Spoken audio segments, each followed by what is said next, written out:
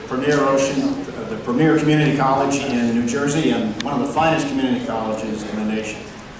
We welcome you to this very, very important debate in a very, very important election. The candidates tonight are Tom MacArthur, Amy Bellegarde, and Frederick John Laverne. Tonight's program will be moderated by Diane D'Alibera. It's my pleasure to, at this point, introduce a member of our Board of Trustees and his beautiful wife, Steve Leone and Judy Leone. Please stand up and take a bow.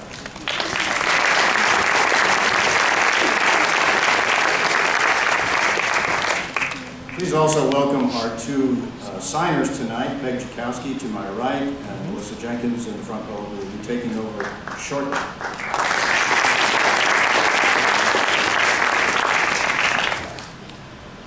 I'd like to say that this college has been fortunate to have very, very good friends in the previous congressional delegation members who have preceded the person who will win tonight or will win this election. And thus, this is a very, very important election to us at Ocean County College. We have really enjoyed a great relationship with Jim Saxton, with John Adler, and John Runyon. And we hope to do the same with the winner of this election here upcoming. Win or lose, we want to be friends with those who are here tonight, and we hope that all three of them will come back and take part in the cultural activities here at this institution and become a part of our community. Again, this is an important election. We want to be sure that this country is kept safe and kept strong. So there is a very important task ahead for those who are here tonight to debate. Welcome, everyone. Thank you, and now here's your moderator, Diane D'Alibera.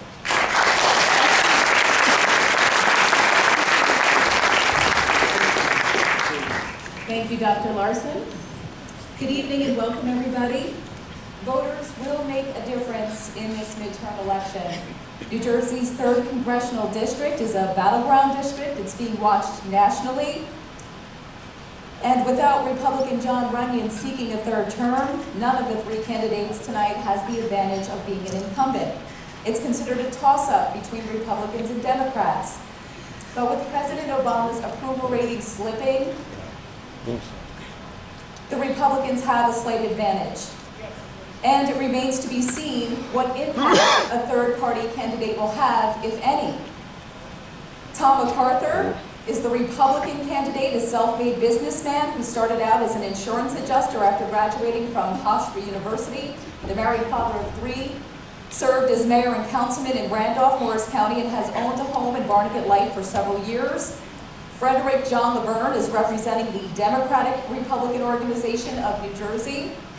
He is a married father of 5 and grandfather from Delanco and a retired branch manager with the Toms River Mortgage Company. Amy Bellegarde is the Democratic candidate, a trial lawyer and appellate litigator who earned a law degree from Widener University, and also after graduating from Stockton College, she is the mother of 2 young boys. She's a Burlington County freeholder who lives with her husband in Edgewater Park.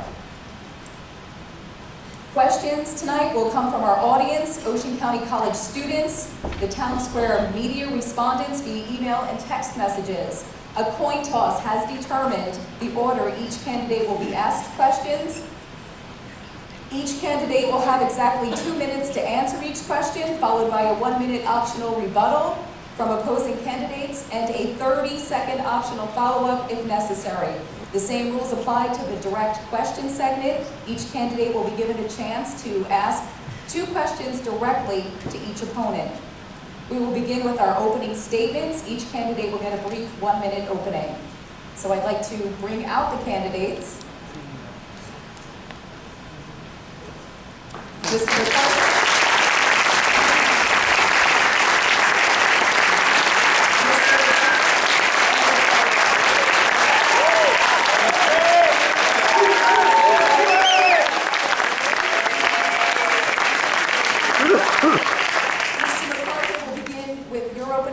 Since you won the coin toss. All right.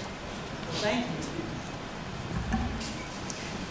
Thank Thank you all for being here tonight. I want to thank Ocean County College and Diane for moderating, and my two opponents for being here as well.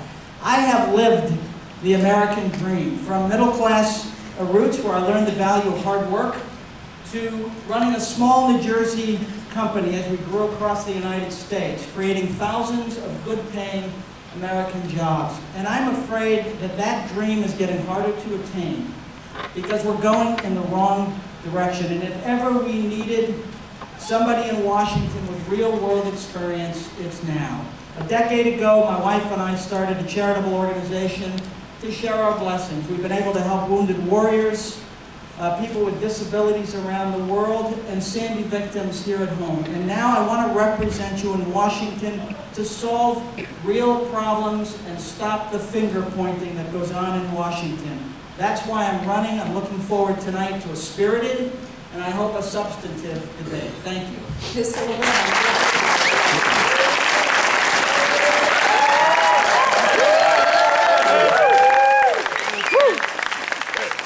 First, I want to thank Dr. Larson and the staff of Ocean County College and the networks that have sponsored this debate. This is the only debate that we've been invited to so far as independent candidates, so this breaks some ground for us. I want to thank all of you for the opportunity to be here. Tom and Amy, I'm glad to see that you're both here. Look forward to this evening. And to give you guys a little bit of background on me, I grew up in West Long Branch, lived up there for 25 years along the beach. When you live there, you call it the beach, not the shore. And I moved down to Vilanco when my wife and I were married. We lived there for 25 years. And we've got 5 beautiful children, 4 daughters, so women's rights are rather important in our house. And my 4th son. And we have been presented and blessed in the last 6 weeks with my first grandchild, Arthur Alexander. He's gorgeous, looks like his mom.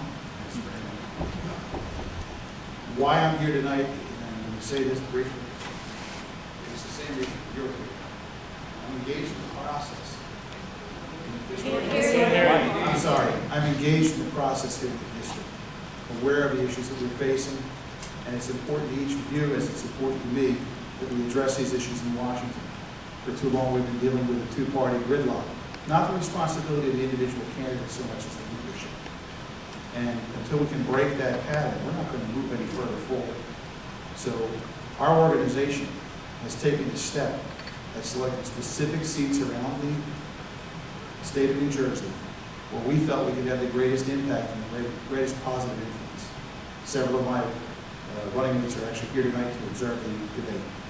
Again, I want to thank you for the opportunity. I look forward to answering all of your questions. Hopefully those answers will be sufficiently satisfactory for you to choose us on November 4th. And I'll pass the microphone to Amy. Thank you, Mr. LeBron.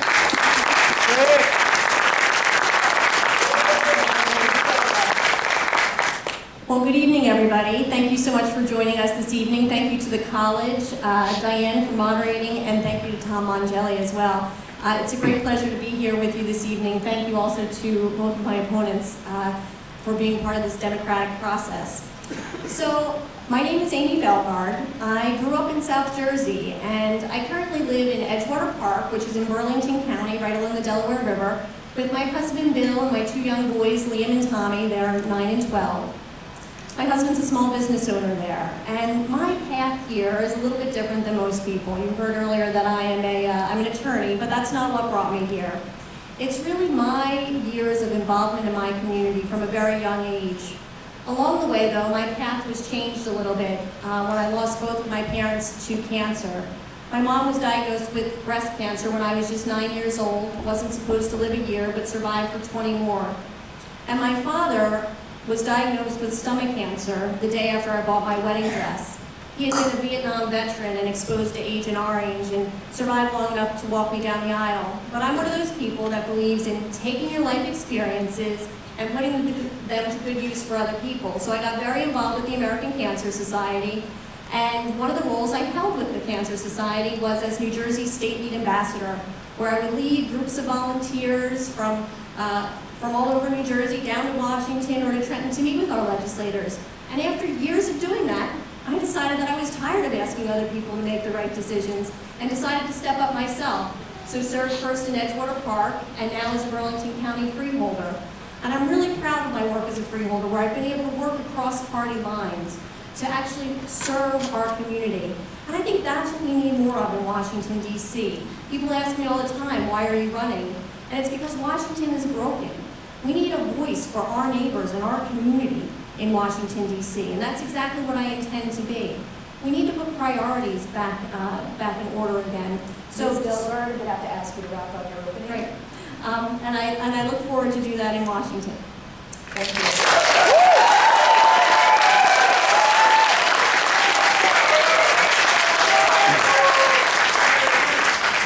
Okay, our first question tonight.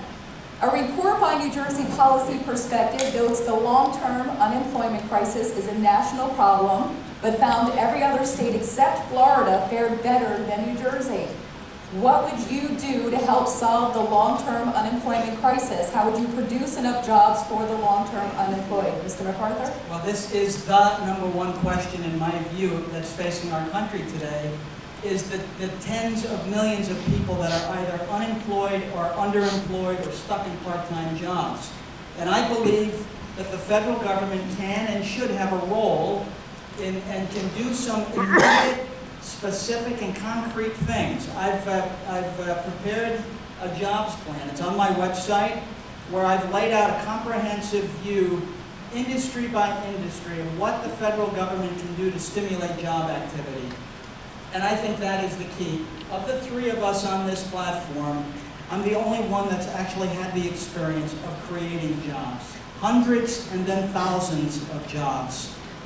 And that doesn't happen by accident. There are things that you do that create a great place to work and make it that people want to be there. We need to stimulate our economy by job creation. Everything else that matters, healthcare, Social Security, our national position in the world, all of those things depend on a sound economy. And I will work to make sure the federal government fosters a job creation in this country. Thank you, Mr. MacArthur. Okay, Mr. Laverne, same Well, question. I'm going to answer the question first by the fact that we're dealing right now where we're looking at unemployment figures, and we're seeing figures where the people that have been on unemployment for 102 weeks already and have fallen off are not even being counted. We have an even greater problem with the underemployed. Changes in our marketplace and changes in the economy have put a lot of folks out where when they were trying to make ends meet before, now they can't even see both ends. We do need to have a safety net, not a dustpan to pick up the pieces. And the safety net involves taking a hard look at what we pay our employees. I'm not for a $15 an hour minimum wage increase, but I am for seeing an increase in the minimum wage. We don't want to set the bar of the minimum wage as a goal. We want that to be the first step in the staircase as people improving their careers. As for creating jobs, one of the things the federal government could do, and in the situation that we're in right now, we probably must do. During the Depression in the 1930s, the Civilian Conservation Corps, the Works Progress Administration, and the National Recovery Act, programs under Franklin Delano Roosevelt, and believe me, I'm no Democrat. Those programs provided an opportunity for folks to earn a living wage and continue to stay in their homes or feed their families while providing assistance in the infrastructure in this country, providing place in the utilization of our parklands by improving those facilities, improved our roadways. If we look at those as opportunities for the people that have gone past 102 weeks, that's one step, but another step must also be training. Education is going to be a key to how we come out of this. And if you think education is expensive now, try ignorance. We have an awful lot of folks that are undereducated or that need to get a better education than they already have. But the cost of education at the secondary level and higher is skyrocketing. When people are in a public school that is an underperforming school, their options are to stay there and fight and learn on their own, or they need to look at other options. We want to see the public schools able to be supported, not undermined Mr. by the Laverne, charter school system. Your time is up. Thank you. Ms. Belgard, same question. Thank you. Right here in South Jersey, we have an economic engine in our joint base. It's the second largest employer in the state of New Jersey and the largest employer in South Jersey. We need someone who's going to Congress that will be an advocate and fight for the base. I'm an honorary commander at the base, and I'm very proud of having worked at the base, not only as in my time in leadership as an honorary commander, but also as a Burlington County freeholder. So we're facing another potential base realignment and closure process down the line here. But even worse than that, we're facing a decommissioning of missions that could ultimately result in a padlocking of the base. That would affect not only the 40,000 people that work on the base, but the 60,000 indirect jobs related to the base. So we absolutely need someone to go to Congress that will fight for our base. When I go to Congress, I intend to request to be on the Armed Services Committee so that I can do just that. When we talk about future employment, we also need to talk about education, which is so important. We see in the budget that was passed by Congress this past year, huge cuts to education, including Pell Grants. We need to allow our students to refinance loans. We also need to look to our community colleges like Ocean County College right here. Ms. Belgard, I'm sure you'll get a chance to comment on that later. The question is about unemployment. Certainly. So if we're going to boost our economy and continue to have a thriving economy, we need to educate our future. But we also need to look at small businesses. And in order to have an employable workforce, we need to make sure that we're bolstering small businesses. We also need to talk about things like minimum wage here in the 3rd District. Tom MacArthur has said that he doesn't believe that we need to raise our minimum wage. It's about making sure that people have jobs that can sustain them. That's part of our unemployment problem. We hear so much about... Ms. Belgard, your time is up. Thank you.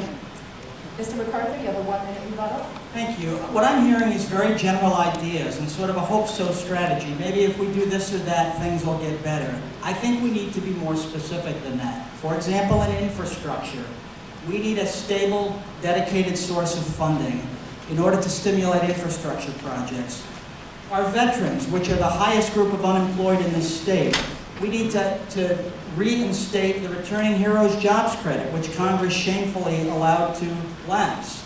And I'll support the Helmets to Hard Hats program for vets as well. And I just heard from Ms. Belgard about small business, and yet as a councilwoman in Edgewater Park, she approved a tax on job creation, a local tax, so that if you were a construction company and hired person number 26, you got to pay hundreds of dollars to the town.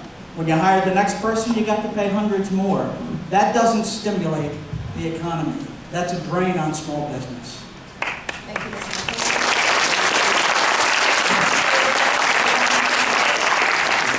Very briefly, Mr. MacArthur, you often in your mailers and other statements that you've made said that you've created thousands of jobs. Your company acquired existing franchises. You acquired employees. That is not the same thing as building a factory and hiring new people to do new jobs. You put your shingle out and bought them new business cards. That's not new jobs.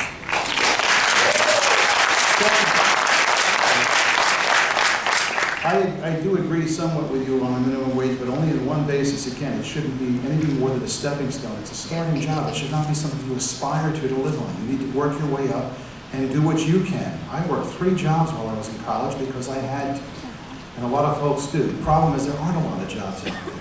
I'm going to get over to another subject before I run out of time. Ms. Belgard, you say that you're for small business, but you're promoting the ACA. The Affordable Care Act is crippling small business. Absolutely crippling. Now, the other thing is we're paying on our taxes in this state, and this is a state, not a federal issue. We're paying in our school districts. You're out of time. Ms. Belgard, you get a 1-minute rebuttal. Thank you. So Tom, let's clear a couple things up. If you'd like to talk about what I did with small businesses in Edgewater Park, this was a permitting process that is overseen by the state. Edgewater Park put this into code. That's all it did. It put the state's statute and the state's work into code. So let's clear that up first. With regard to you creating thousands of jobs, let's also talk about the class action lawsuit that's still pending against your company from the time you were CEO for failing to pay your employees the wages that they earned. Wow.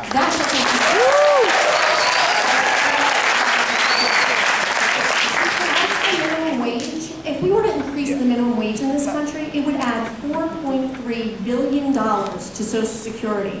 If we talk about equal pay for equal work for women, that would decrease the shortfall in Social Security by 1/3. But Tom MacArthur isn't even willing to talk about legislating equal pay for equal work for women in this country, and that's shameful.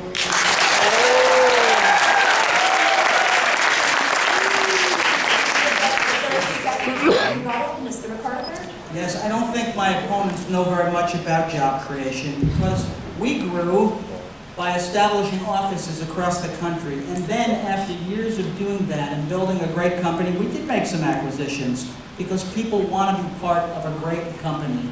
Ms. Bellegarde has made it her practice in this campaign over and over to try to attack my business career, but she can't take away that thousands of people wanted to work for my company because of the great place that we created to work, and that's why the company was so successful. Mr. MacArthur?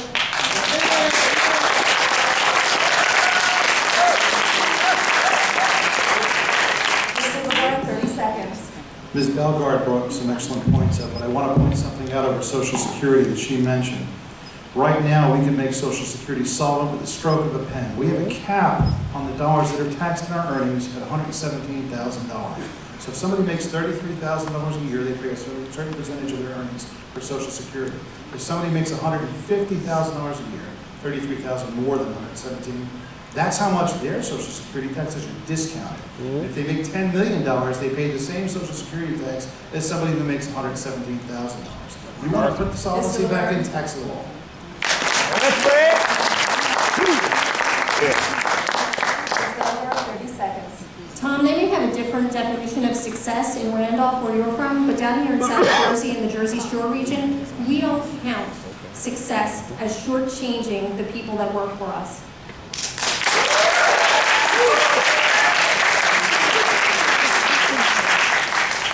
Okay, we're going to move on to our next question. This is from Anthony Giuliano, who's an OCC student, and he emailed his question. What is your opinion about President Obama's proposal to raise the minimum wage to $10.10? If you agree, can you please explain how you might do it or how you think he should? And if you disagree, please explain why. Mr. MacArthur? Well, I am very interested in seeing people and business be successful. To me, it's all about stimulating the American dream. I don't know why there's such a need to try to hammer a successful business story, but I've heard it over and over. With regard to the minimum wage, I've never understood how a federal minimum wage can account for rural Alabama and suburban New Jersey at the same time. The New Jersey minimum wage is already $1 higher than the federal minimum wage, and my belief is that that's where minimum wage should be determined by the states in response to their local needs, where they can determine, is it going to kill job creation by raising the minimum wage, or is it going to help? And most importantly, I want to get people off of minimum wage. I want to get people earning real income where they can make a better future for themselves, like the people that I had the privilege of working with in my career. That's my goal, is to see real success, not just starter jobs.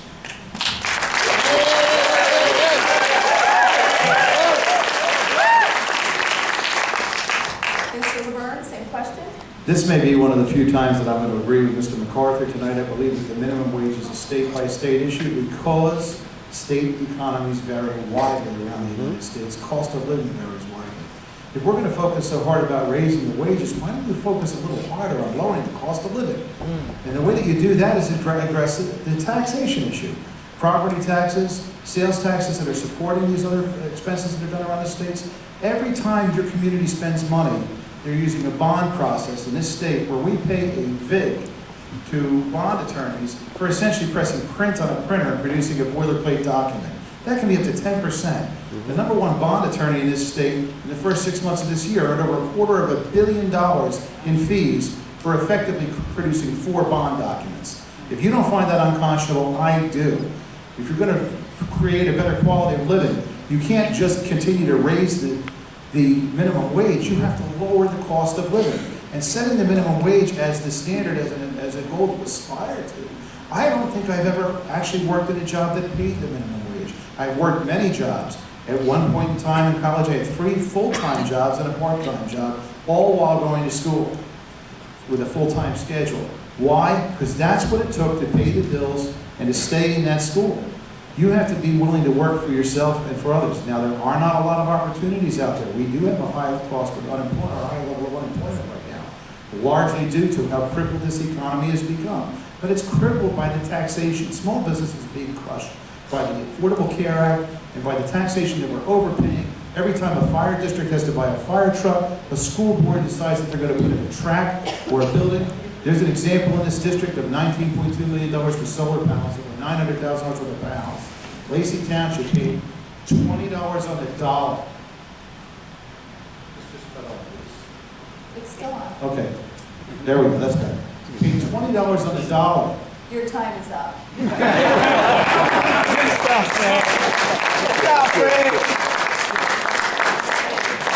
Ms. Delgard, same question. So this might be news to Mr. MacArthur, but minimum wage jobs are not just starter jobs. They're jobs that people are relying on to live right now. 2/3 of people on minimum wage are women. These are women who are trying to put food on their tables and send their children out to school each morning, but they're living in poverty at the minimum wage level that they are living at right now. You know, we hear so much about entitlements in this country and how we want to get people off of entitlements. Well, how do we do that? We let them earn a decent wage so that they can come out of poverty and feed their families and take part in their community in a way that they can afford. And when we talk about minimum wage, we need to, again, consider, look what it would do to Social Security, or we could add $4.3 billion. That's billion with a B to our Social Security shortfall.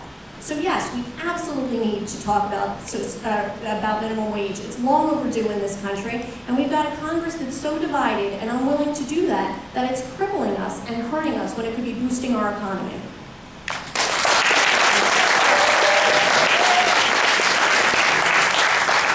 Mr. MacArthur, you have a 1-minute rebuttal. I want to help people on minimum wage as well. But when you try to do it with a one-size-fits-all national policy that doesn't take into account local economies, you don't have any way to determine, are you really going to improve those lives that you want to help, or are you going to cause them to lose their jobs? Because businesses have a tipping point where if they're paying more than they can afford, they reduce staff. And this, I think, careless, just let's raise the salaries without any accounting for local economies, I think can result in the very people you're trying to help being hurt. And this is my problem with so much of this one-size-fits-all federal policies that seems to be very attractive, whether it's health care or minimum wage. The idea of just having the federal government decide is a mistake. I don't think that's the way to do it.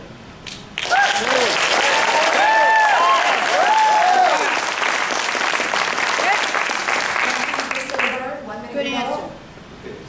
Both of you seem to be missing a very important point. When we have somebody that's on minimum wage and we have social programs, if we raise the minimum wage, are we going to change the qualifiers for those social programs? Because there are situations that we deal with now. Anybody here sending a child to college that's in the lower middle income bracket can find themselves missing out on $2,500 of financial aid because they earn $400 more than the cap. Okay, if we're going to raise the minimum wage, we have to also intelligently approach those programs that are sustaining folks that are married only to a minimum wage job and have not found secondary employment or more lucrative employment. If we're going to have that safety net has to be examined simultaneously. And again, based on the needs and based on the ability of the states, that has to be calculated at the state level. So once again, reluctantly, I will say that Mr. MacArthur and I agree on that point, but I guess he sees the same light that I do. Having a single federal program, a single federal wage, it's not a one-size-all problem. Not every state can afford the same social programs either. You know, California for years back in the 70s was known for the fact that their state college... The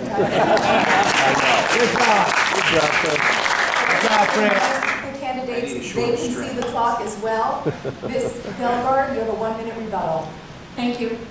We clearly have a growing divide in this country between the ultra-wealthy and our shrinking middle class. And when people earn more, they spend more. They spend more at the grocery stores, they spend more at our retail outlets, they spend more here in our communities. And when people earn a wage that they can live on and they're spending more, it's good for all of us and it boosts the economy. And we do that by raising the minimum wage rather than keeping people stuck at the poverty level.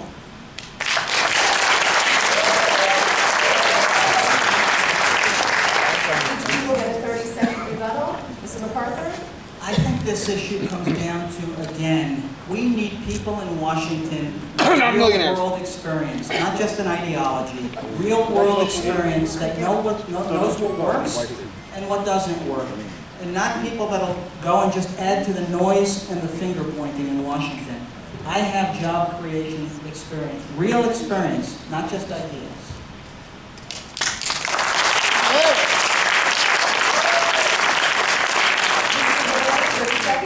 Mr. MacArthur, you keep talking about your real-world job experience. Your company's job is to get 39 cents on the dollar on insurance claims for the insurance companies that didn't pay the claims that were paid for in the policies that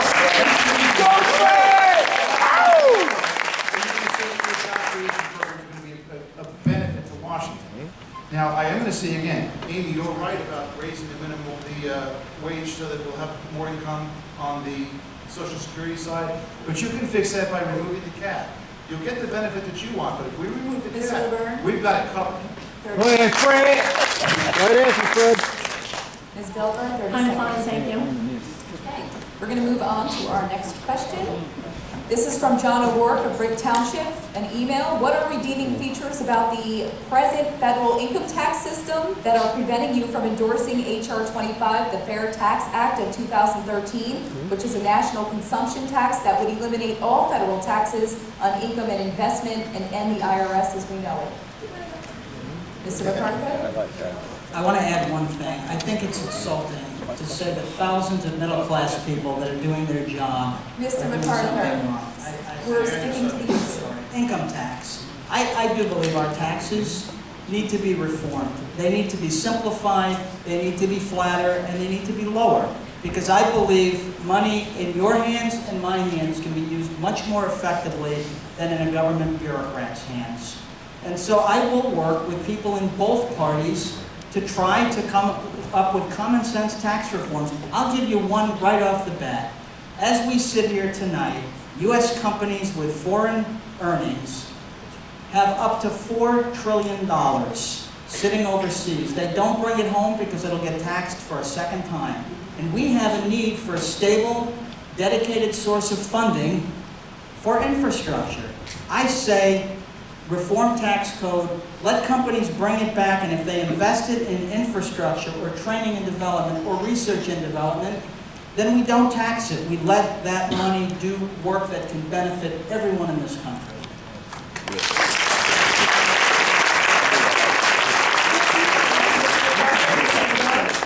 Is anybody surprised that he wants to bring the money back but not tax it? I'm going to get right on it. This is the current tax code. I have never met in my life, in 53 years, anybody who said, you know, darn it, my taxes are too low. I really should be paying more. Okay? I'm going to ask the question. There's a whole room full of people. Anyone here feel that they're paying too little taxes? Warren Buffett. Mr. Buffett, actually, we've created a tax code from the wealthy folks we keep sending to Washington that protects Mr. Buffett from paying it. But he never said he paid too much. He said he's not paying his fair share. Okay, his fair share according to the law. Because when you have the money to hire an accountant to make sure you pay as little as possible, God bless you, you've been blessed. But you know something? I was raised a little different. And I don't measure my wealth by my bank balance, thank God, because it isn't much. I'm probably the wealthiest guy on the stage right now. I have 5 beautiful children, loving wife, wonderful family, reasonably healthy, ish. And a lot of people that care about me that I also care about. I'm going to say this to you. Taxes are part of our life in this country. We've decided that so that we can provide programs for those who are less fortunate than ourselves. We tax ourselves every Sunday in the collection plate, Saturday for the Seventh-day Adventists. And we tax ourselves when we donate and provide to charities in our community. Some of us do that. Some of us have apparently donated thousands of wheelchairs. I will say that I looked. I couldn't find it, but I'll take your word for it for tonight. Thousands of wheelchairs. I'm sorry. Honestly, I don't find that funny. And I'll say why I don't find that funny. Mr. MacArthur, I'm going to lay this out. I didn't want to go here, but I'm angry about this. I dealt and worked with an awful lot of handicapped people. And I'm sorry to hear that you lost your daughter because she was ill and you went through this. But I have not seen 1,600 wheelchairs. I have not seen thousands of wheelchairs. You keep claiming these charities that you do. There's nothing on the website for your Mr. church Lurk, about your them. time is up. Thank you. Ms. Gilbert? So with regard to taxes, Congress last year passed a budget that would increase the tax burden on middle-class families by $2,000. We see the rich getting richer in this country and the middle class being squeezed. I'm all for tax cuts, but we can't do it by squeezing our seniors, our veterans, our middle-class population. We need to end things like subsidies to big oil companies and tax breaks to companies that ship jobs overseas. Return that money here to the United States, to the people in the 3rd District, and the people like the middle class that's shrinking, that really need this money. Big oil doesn't need it. Tom MacArthur doesn't really understand this. He's invested in big oil companies like Gazprom, the Russian-owned company, and like the Chinese-owned company. I believe it's the Chinese National Offshore Oil Corporation, with links to Iran, by the way. So these are real areas where he and I differ, and as he's affording tax breaks to big oil companies, I'm for bringing that money right back here to the 3rd District, to our middle-class families.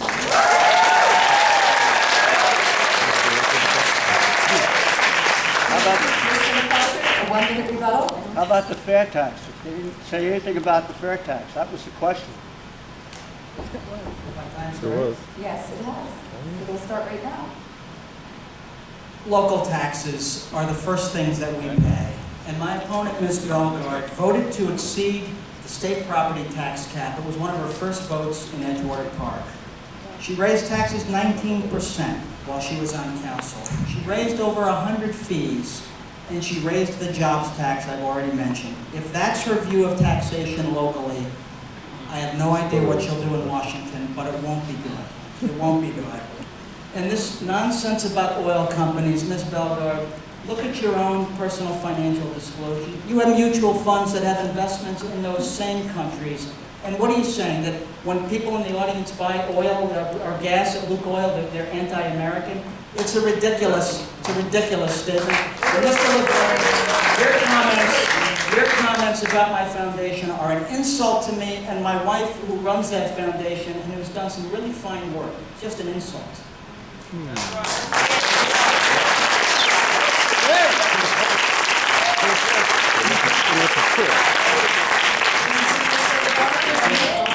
Mr. MacArthur, if you did what you said you did, then I apologize sincerely to you and your family. If you didn't do what you said you did, you need to apologize to every person in this district. Now, when people invest, often the funds that they invest in do invest offshore. I doubt very strongly Mr. MacArthur selected those individual investments. That may be true, but in a global economy, it's not exactly surprising either. I never worried about that. I've never been in a position to make those investments, so I didn't make those choices. And again, when you're dealing with a mutual fund share, you have no idea if the fund manager is going to buy or sell on any day. So I'll defend you there. What I will say is this: 10 years of Bush tax cuts were promising jobs.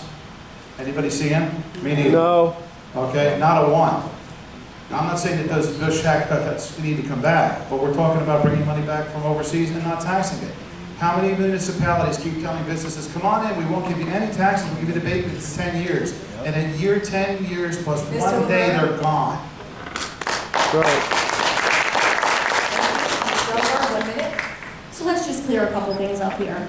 Mr. MacArthur has direct investments, direct holdings that were selected in big oil companies as opposed to mutual funds. I'm sure a lot of us here in the audience own mutual funds. Come on, most middle-class families do. When we talk about, when you hear Mr. MacArthur talk about raising of taxes, I mean, you know, Tom, you were on town council, right? The governor placed a 2% cap on taxes.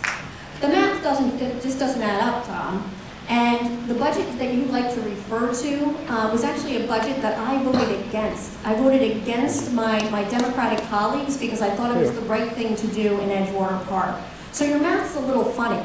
I'd also like to point to my term as a Burlington County freeholder, where I've worked across the aisle with my Republican colleagues who actually came to me this year and said, Amy, bring us some ideas for the budget, which we jointly implemented as Republicans and Democrats Ms. together. Belmar, time's up.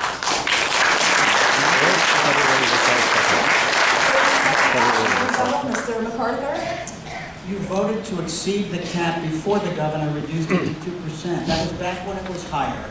Amy, so you can't get out of that. And I want to say something broader. Taxes are not going to get solved in this country by cheap shots and by finger pointing. We need people in Washington that can work with other people and find solutions for really pretty complex issues. And I'm not hearing that on this stage tonight, except hopefully right from you.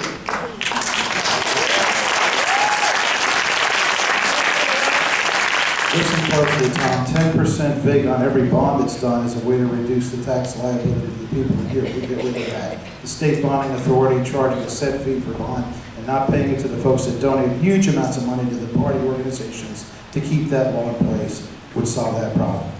Tom, you tell everybody that you lowered taxes up there in the few months that you were the mayor. You talk about rating the AAA bond rating in the town. The AAA bond rating in town, the day you took office, John Lovell up there spoke about the fact that you'd had that rating since 1976. So unless you were consulting from Mr. Connecticut. Moore? Sorry. Ms. Wilbur, 30 seconds. So it seems to me that Mr. MacArthur's timeline and math are a little bit funny. It also seems that he's really quick to talk about pointing fingers in order to avoid his own record, where he raised taxes every single year that he was on town council in Randolph. As a Burlington County freeholder, I worked across party lines to reduce taxes in Burlington County.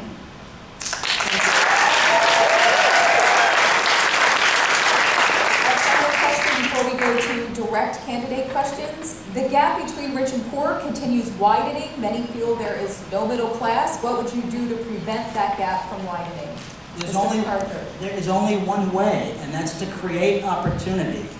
The only way is to lift up poverty, not to try to tear down success, which is what I've heard tonight. It's the only way to create opportunity, to let people build a better life for themselves, to get government out of trying to control and regulate everything, to get government out of trying to tax everything that moves. That's the only way to create prosperity. And yes, we have to invest in education, so we have a world-class education.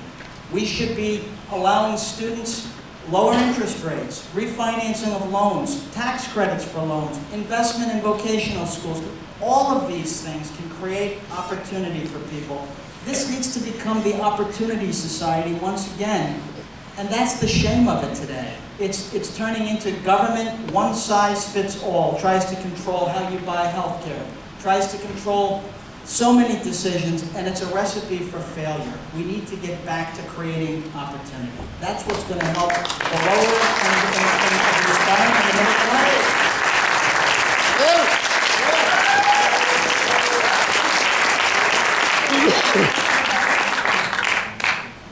Stifling opportunity has been because of the regulations that have been over-applied to certain industries.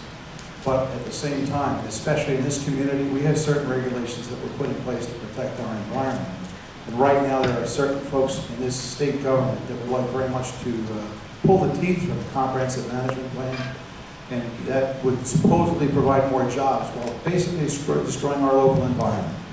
If you're going to incentivize and put tax cuts on growing businesses at the expense of our environment, I don't buy it.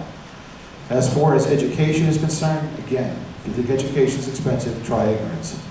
We need to raise the opportunities that are there. Absolutely true, Mr. MacArthur. Ms. Belmar said that as well. But if we're going to do that, and we don't create an environment where we're not just teaching to the test, and we stifle creativity, American ingenuity suffers. What we have, we no longer have, and it must be put back. Teaching to the test, teaching to the Pearson system and the Common Core system is harming our students.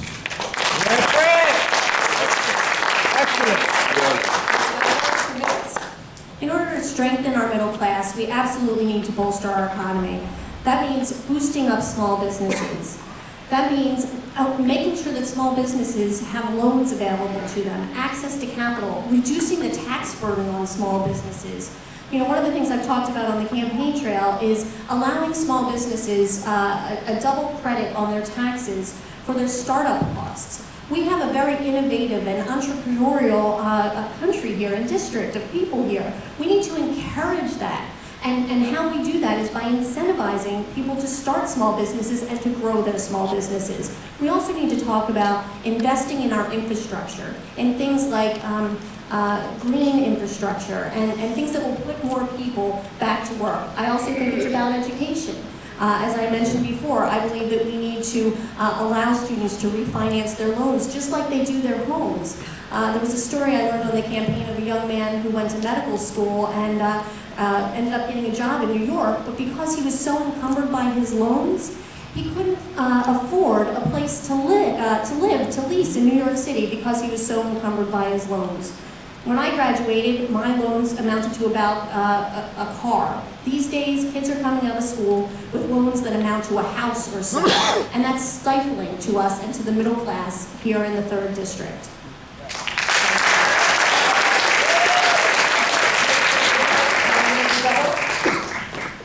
Only one of us up here has had real experience in creating jobs and opportunity, and only one of us has a comprehensive jobs plan. Amy, you just talked about reducing the tax burden on small business. I don't know how you can say that with a straight face after you taxed them locally. I don't understand that. I don't understand that. And you talk about reducing the tax burden as a freeholder.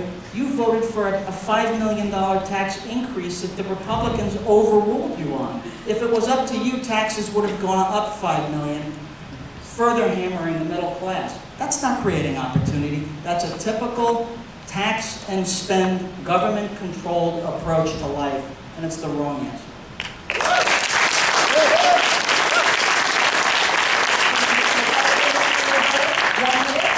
Well, it strikes me that in both directions on this table, on my left and on my right, I'm hearing something that I'm having trouble justifying in my head. Apparently, tax cuts are beneficial in the first person, such as our tax cuts, but they're absolutely negative in the third person, such as their tax cuts. So when we're going to take these tax dollars and we're going to spend them, if there's a $5 million increase, what was it buying? Maybe there was a need for that tax increase. We all decide as a community who's going to represent us and who's going to steward the money. And frankly, I'm not sure that I want to have somebody in there that's looking out for number 1 and not looking out for District 3.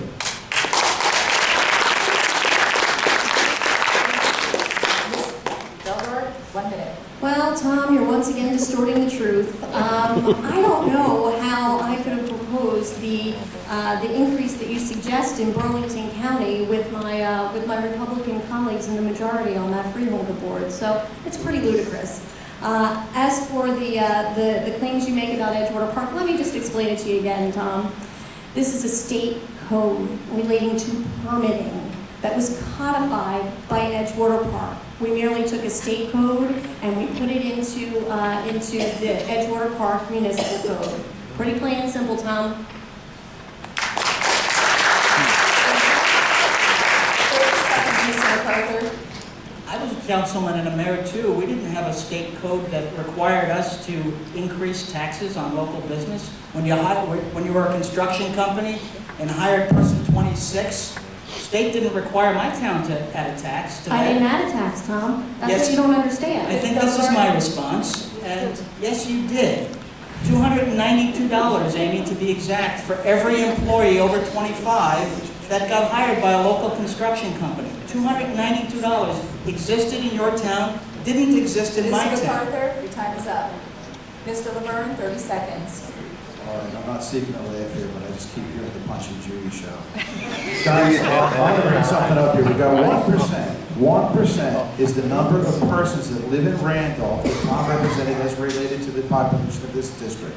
1% is the number of people that voted for Tom MacArthur and Amy Bellegarde in the primary of the available voting pool. That's why we're actually in court over that.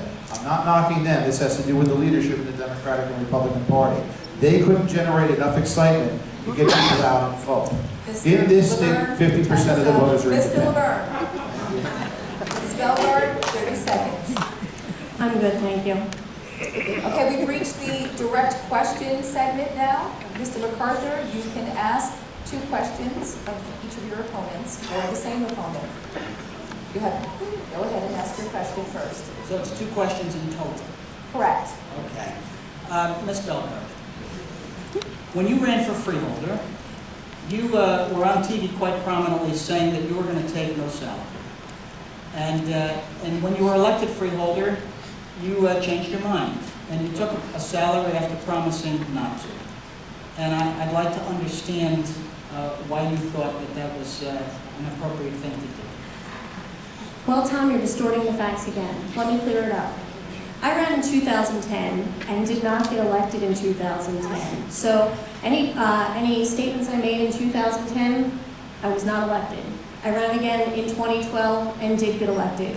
Now, Tom, my $10,400 a year salary as a Burlington County freeholder really pales in comparison to the millions of dollars that you are spending to try to buy yourself a seat in Congress here in the United States.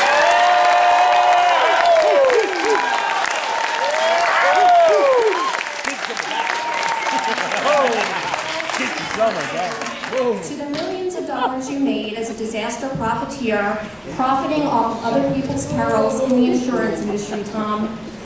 Money that was made for allegedly failing to pay claims of hurricane victims. Well, welcome to the 3rd District, Tom. We've got about 20,000 people still out of their homes here in Ocean County from Superstorm Sandy, and it's just deplorable to me that you think you can come here and buy yourself a seat in Congress and throw shots at people in a false light.